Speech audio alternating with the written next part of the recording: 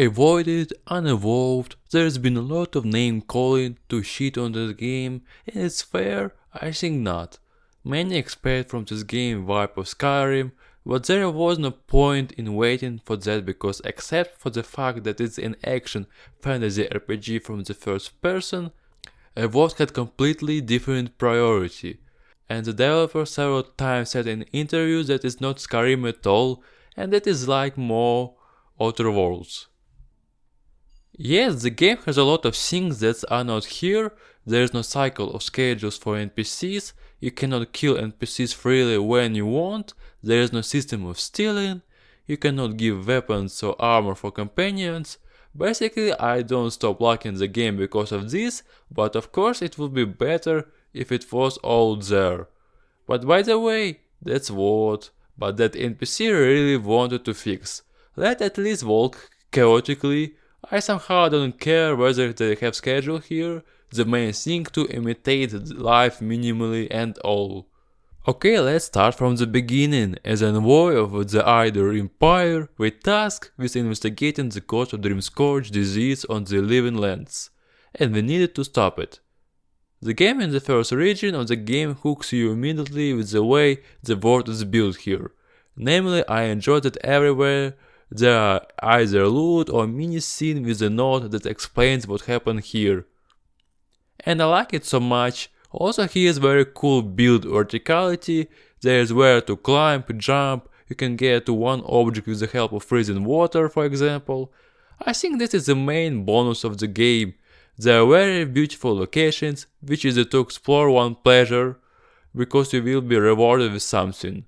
I remember very well how I arrived in the first region of the game and immediately went to the lighthouse, and it was so cool. You can climb, and cool that it's done through platforms on which you jump, not just climb the ladder and that's all. Also here is city, well done made, it is quite large, and in it you can find a lot of interesting things. And unfortunately the following cities from the following regions are becoming smaller and smaller. Many loot here will be material for upgrading, which some may not like, because it's nothing special, but anyway like it because it was pleasant to find, because it was necessary here. And we are smoothly moving to the conversation about how system with the weapons and armor is arranged here. Here you will have to improve constantly, because if you are not well leveled, your attacks will not mean anything on opponents who have a level much more than your weapons and armor. In this perhaps there is a minus, but also a plus that if you found some cool weapon in the beginning and you like it so much, you just need to improve and you can use it all entire game and not become trash as in other games. The combat here is pretty well done, the controls are very responsive, the weight of the blow is quite weighty, and different abilities and weapons give variety to the combat. I personally choose close combat and have with me a Grimoire and Magic Wand.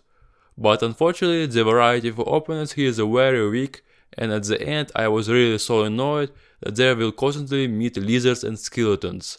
And also you don't need to think too much, you just need to dodge in time, block and feel the scale of the stun. Mob bosses here is very average made, here bosses are just bigger mobs, and I didn't remember any bosses at all, only at the very end, as for me was really great final boss. I would also like more abilities for each branch and more branches themselves, but I realized that so much to stick at all at once will not work, so I hope there will be more in the DLC in the next sequel. At least hope that will be. By the way, earlier I talked about how arrange here upgrade weapons and armor, and I think because of this they did not add the ability to give weapons and armor to companion, so as not to overgrace the player and not to have to grind even more. It's more fair to make than a system of weapons as in other RPG, but provide for us a possibility to customize companions. Now I want to talk about the plot and more. It starts slowly, but gradually gathers speed and become much interesting. The plot itself is not shiny, but as a fan of the first part of Pillars of Eternity was drawn in immediately. And the second half of the game is so cool, and there will be a lot of curious choices. The choices in Obsidian are always good. Here you choose not between good and evil, and often you will face such moments where you will not know what is worse and what is better. And I also really like the way the choice system is set up here. What you choose in the main quest can affect some side quests and vice versa.